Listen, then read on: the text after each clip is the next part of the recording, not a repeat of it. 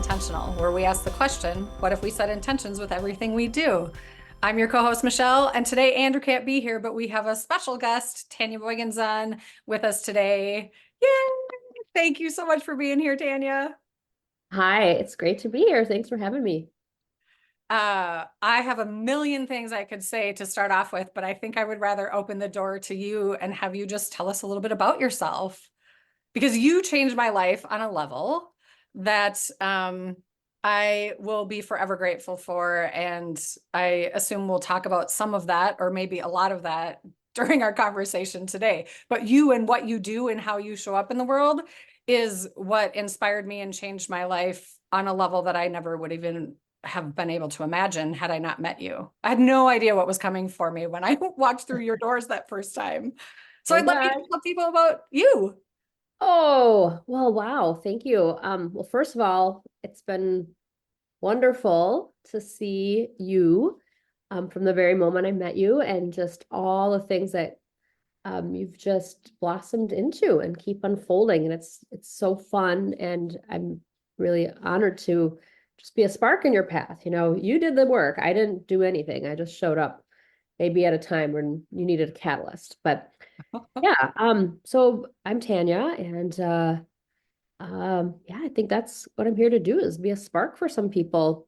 Part of it is sparking myself. So, you know, Yeah. um, always been a seeker from the very moment I can remember. I used to tell I remember going to my first grade teacher going, I remember being born, and she's like, oh, tell me more about that. And my first memory is like coming into this light with these voices and stuff. I mean, I don't know. Who knows if my mind made this up, but it felt like it was maybe coming into the world and not seeing anything concretely, but like light and form and sound. And I was like, oh, here we go again. Like this feeling of ennui, of fatigue, of like, oh, another round. And in the yoga tradition, we call it samsara, this constant birth, life, death. And as I got older and learned about some of these, I was like, oh, well, whether that's a real memory or not, a part of me acknowledged this is another experience of this reality. Let's not waste it, right? So I think from that early age, I've always been drawn to the spiritual or I mean, spiritual, not so much like not the world, but how do you integrate the spiritual with the world so this world isn't so forlorn, isn't so painful? And how do we make this place where we're at, use our time well, make it a better place, see the beauty in things, develop our understanding, develop our capacity. I mean, I really think that's what I'm interested in doing and what, when I think about the times in my life that I'm thriving, that's what I'm doing and who I'm hanging out with, whether I like it or not. So, Yeah. yeah. Yeah, so that's developed in all types of unique things. But I think another thing that I'm interested in is like ancient tools or time-tested tools and making them accessible for modern people. That seems to be a theme that's even in my Vedic astrology chart. Like I'm connected to old things and then connect people to those things. So even like the homes I live in, they're all like remodeled or old buildings or even, you know what I'm saying? Like there's a connection there. I realized this recently when I had a reading and somebody's like, yeah, like think of all the places you live. They've all been like old historic places that are revamped. Like every single one of them. So Amazing. it's crazy. Yeah, it's cool. I love those connections when you start to see the patterns that they just keep repeating. Yeah. I had a similar awareness not that long ago where I realized pretty much, well, not even pretty much, everything that I study and I bring into my practice is a living tradition. Hmm. Which, I mean, I suppose if you think about it, most, if not all things are anyway, but like the paths that I seem to drop into or find me is maybe a better way of putting it.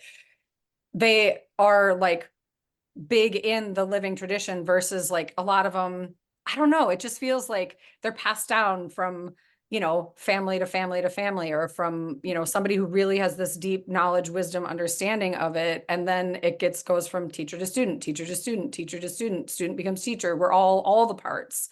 And just so many pieces of that I learned with you, from you, has like changed my world. Because I grew up in a very boxed in, is how it felt, environment, where it was like I was just trying to fit into what that looked like for me. And then when I came to Dave and Nadi, it was like, wait, hang on. I have probably like a million questions, because I knew I was feeling off and unsettled, and I knew like I wasn't feeling like me. I was feeling like I was trying to find me. And you like cracked that open in such an amazing way, and in a good, kind, gentle way too, not in like this holy shit, now what? Although there were those moments, I still knew I was held like by you, by your community. I mean, and so many different things happened in my world along my journey with you being at the forefront, that you just had this capacity to hold space in a way that like you didn't make the things that were the hardest things of my life worse. You made them better. And everyone else in my life to that point, and not, this isn't fair, I shouldn't, but like to some level, like they brought in more anxiety. Like we were in our same old patterns. And so I needed a new view, a new outlook, a new perspective to help me get out of those old patterns that I was with all the people that I was surrounded with, because they were in the gunk too. Mm. And like you were able to do that for me on a level where I was like, why am I not more terrified right now? Or why am I so okay with everything not being okay? And it's just all the different skills and tools that you bring in that legit change everything, or they did for me. And then my spirituality, like I think, when I first came in, I was so resistant. I couldn't feel anything. I was not connected to my intuition. And I was like, if you would have told me that I'd be, doing Reiki sessions and the things coming in that are coming in, and all of the spiritual experiences that I'm having and have had, I would have been like, yeah, I don't believe in any of that. And now I'm like, let's teach it. Let's show people how to connect with that piece of themselves and that spirituality and universe and source, whatever, your words are. And that I don't know. I think, I mean, you are one of the voices in my head, in my heart is maybe a better way to put it. Like, because so many things that I learned from you shifted my perspective and my awareness to a level where I was like, oh, hang on. There's always another view. There's always another perspective. There's always another choice. And if I'm not coming from the one that's within me, then I'm off. Something's off. Yeah. Well, this is something I think strongly of. It's space, and what we put in that space matters. So when people are open and a different space emerges, sometimes things reorganize and people start to sense things in a different way. And it gives them that space to hold that. So, I mean, that is intentional. I mean, you talked about the podcast being, what is it, unnecessarily intentional? Hypothetically intentional. Hypothetically Yeah. intentional. Okay, gotta get that one right. Hypothetically. And we Well, didn't even set an intention today. right. I know. We didn't. We were just going for it.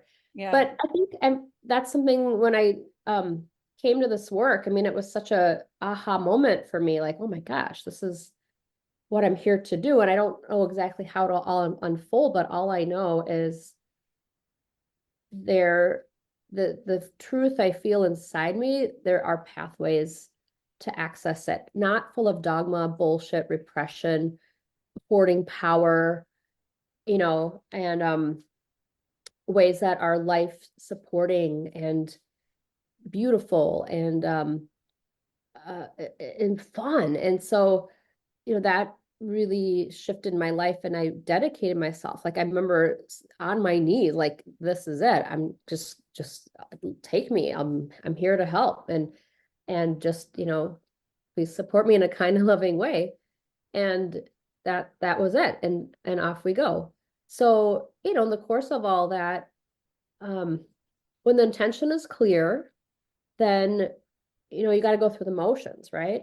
Like keep your head above the stuff. And I mean, I think that's the biggest challenge is in the world that we live in, is when you're working with the spiritual integration of what is as obvious to a world that is very hands-on. How do you keep yourself grounded and healthy in the business world and in the doing aspect of things? Um, but when I, spend time with my intention and who who I want to attract, a lot of it is casting that out, and then also who's attracted to what I have to offer, then I just let go because I just feel like we're going to find each other. And as a guide, I mean, I'm a teacher, but I think of myself as a spiritual big sister to people, I guess, in some ways. And I have my own people that support me too. So, like you said, we kind of pass these teachings on, one by teaching and two by living them. Yeah. And, each time we live them, we have our own story. And that's what makes the energy come alive, because passing on knowledge, a lot of people can do that, but passing on wisdom, like lived experience, so people can feel it on a level, like they get hope. Oh, I can do this too, to give them the confidence to know that somebody else went through something and then that they just got to keep doing it too. Then, I mean, that's really how that tradition pours forward. And I think you and I have both had our share of life experience, and who knows what's coming. But, I think when I feel really healthy, I guess one of my definitions of health is, the world might not be ideal and my life might not be ideal, but whatever's coming, I have the tools and the open-heartedness to know it's not going to crush me. Does that make sense?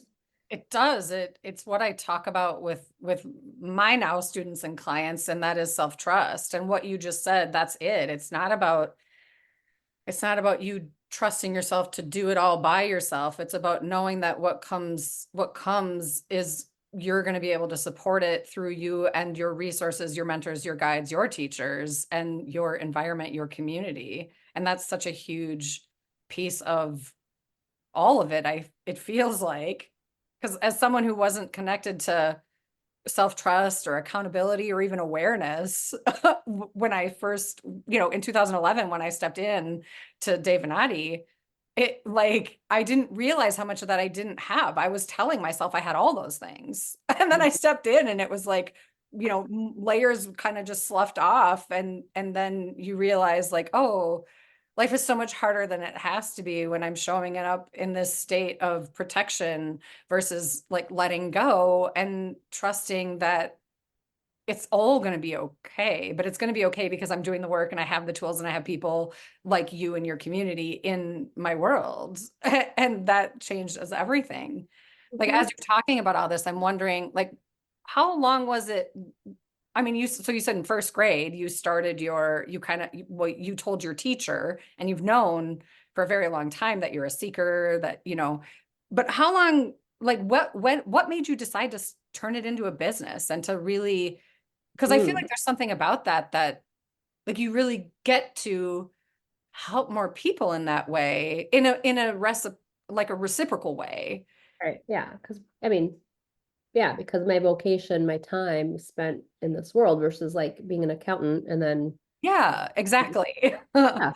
Well, I think the business aspect, I mean, it didn't grow up thinking, oh, I'm going to have this school someday where we train all these people in the mind, body, here, spirit, wellness art at all. I think I was interested in stuff like that, but again, growing up in the 70s, 80s, I mean, I graduated high school in 91, so just even access to the information wasn't that easy to come by, especially, growing up in the suburbs of the Twin Cities and, um, Catholic household, just not a lot of exposure. But my inner world was very rich. I was always very deeply spiritual, and I wanted so badly to connect to something, and I felt connected to something. So I've always had that spark of light in me. And so when I would hear things externally, I would try to fit them in. And you trust your outside sources until you learn more. But at some point, I started to understand, like, my inner experience is different than what I'm hearing. Like, um, it started to make me question. And so one of my mentors, who's now passed, he would always say it's really good to have a healthy dose of skepticism on the spiritual path, because otherwise you fall prey to other people's agendas, and then the next thing you know, you're in trouble. And so I had some of that coming in. And so it was really, I mean, it was actually my youth director in church when I was like 16 years old, 15, 16. And I was troubled. I had a lot of depression. I was a good student, and from the outside, everything looked fine. But in my inner world was like, I just needed to expand so much for who I was, but I was in a very limited space. And I didn't know how to do that without blowing up. So what I did is I just controlled and did the best I could with everything so that that world was in control, right? So, a student, captain of the tennis team, whatever. And but inside, just thinking about everything. Like I go back and look at the Yoga Sutras. I'm like, oh my gosh, I was going through all of this existential internal work and by myself and using the tools that I had around me, the teachings of Jesus and other things. But I started to expand a little bit. And it was actually my youth director that was like, you are troubled because you're identified with your mind. And you are That not makes so your much mind. sense. She goes, you are not your mind. Can you see that there's something beyond you watching your mind? Can you connect to that? So she taught me how to watch my mind. She taught me mindfulness meditation. She taught me how to separate and become the seer, the drashta, which is the term that we use in the Yoga Sutras. So I think it's ironic that going back to my, an original spiritual tradition got me connected to this. So then it was like, oh my God, it was like this huge aha moment.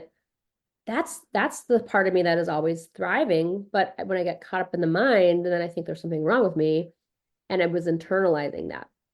So, it didn't happen overnight, but I got really curious about that. And that's how I started meditating, is watching thoughts and creating the seer. And then in college, yoga came and found me. I did a lot of third eye meditation. I didn't know what I was doing at the time, but that's what I was doing. And so my intuition got really strong, and it was doing all types of weird things. And so, I mean, I had some weird mystery illness, and next thing I'm starting to practice yoga, and all that energy finally started to move around rather than be here. And then it was like a huge shift happened for me. So, it's like it found me, I guess. But then turning it into a business, that even then was not even on the radar, because again, being conditioned in the culture, I'm like, well, I'm going to be a doctor, so I'll start college pre-med, and quickly was like, this is not for me. There's something else for me. And I just feel lucky along the way. The right people have showed up. Even my college counselor, I went and talked to her. I'm like, look, I want to help people, but this is not the path. Like spending all this time in academia, like I'm a good student, but this is not going to work for me. And I was also in like creative writing, and I like everything. I mean, I love life. So I got into some other stuff and switched my major. And the irony is that all that stuff supports what I do today, is just being a student of life. And I did graduate with English Lit and creative writing with honors, not thinking that I'd ever be a writer per se, but I wanted to be an English professor. So, but in the course of that, traveling the world then became my pastime. So I graduated college and went to Europe and worked in England for a while, all practicing yoga, asana, and meditating, and traveling around the continent. And then when I came back, I settled in Wyoming just briefly for a gig I had. And then these people started to ask me to teach yoga because they saw me practicing at the gym. And that's how it all started. So it was that inquiry that, like, hey, why don't you teach some yoga while you're here? I'm like, what? I can't teach. I'm not certified. I don't have a guru. I didn't really know much about yoga other than this. When I read a couple books and started practicing, I was like, oh yeah, I've done this before for sure.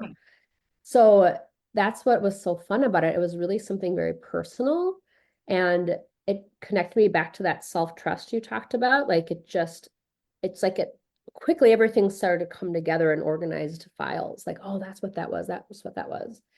And then being asked to teach, it kind of really like it just exploded my mind, like, oh my gosh. So there's a whole bunch of stories around that. It was, Yoda came to me and talked to me and stuff like that. So I'm not kidding.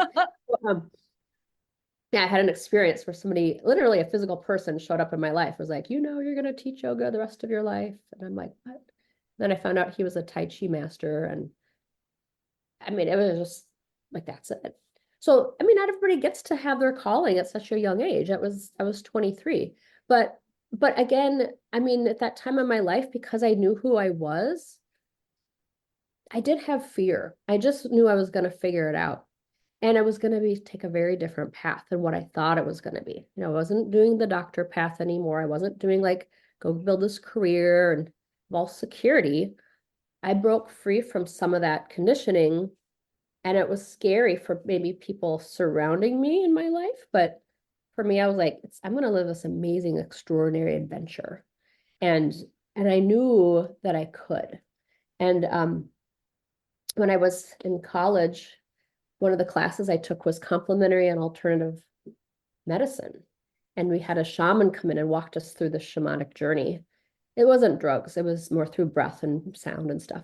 And I witnessed me standing around some of my female relatives, and we were all holding hands around this fire. And they said to me, we couldn't do it, but you can. Go and do it. And I knew that they meant like, go be an independent woman in the world and don't let anybody hold you back. And it didn't mean men or whatever, but I knew that I felt the support, even though maybe nobody's ever told me that physically in my family. I energetically had this, like, when I was born, just with growing up in the 70s and 80s, I grew up thinking I can be anything, Yeah. and it changed. I remember being a little kid, the way I can be a nurse, a teacher, a singer, a dancer. But then as I got a little older, I was like, no, no, no, I can be the president, And so the societal changes that were happening provided a unique opportunity for somebody like me to be like, oh, now I'm actually in a world where my attitude and my personal sense of freedom, I can actually use it. So I think that helped me get on the path faster than, and I did get caught up in the .com scene for a while, doing the building websites in the Wild West of the 90s, Yeah. and that was fun. And I learned a ton, and I use all that stuff every day for sure. So I don't feel like that was time wasted. And it was where I was, meeting my teachers and developing myself. And then it was just natural to like, all right, I guess if I'm going to work this hard for somebody else, why don't I do it for myself? And that was in 2001 when I came back to the cities and realized, oh, I have all the tools to run a business, but I have fear, like I don't know a lot of things, and I don't, where's the capital going to come from? And I don't know, but part of it was investing in myself, and then just and having fun and being enthusiastic Yeah. and sharing. I think that was always an attitude I've had, is like, just share, just help people, and it'll come back to you. And that attitude has served me over these years, for sure.